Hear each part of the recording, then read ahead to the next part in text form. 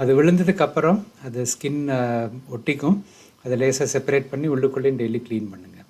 சில குழந்தைங்களில் இது ஹீல் ஆகிற சமயத்தில் அதில் ஹீலிங் டிஷ்யூன்னு சொல்லுவோம், கிரானுலோமா. ஒரு பிங்க் கலர் ஸ்வெல்லிங் மாதிரி தெரியும். இது வந்து நார்மல்.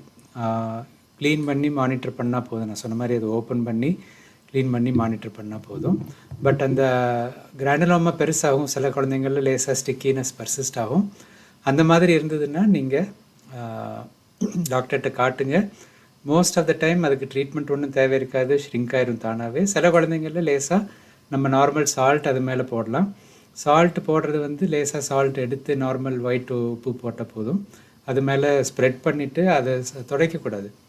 சால்ட்டு துடைச்சா அதில் அப்ரேஷன் வரும், பிளட்டு வரும். ஸோ சால்ட்டு போட்டு ஒரு 3 hours மூட தேவையில்லை, அதில் ஓப்பனாக இருந்தாலே போதும். அது எப்படி ஒர்க் பண்ணணுன்னா சால்ட் வந்து அங்கே இருக்கிற தண்ணியை அப்சார்ப் பண்ணும்.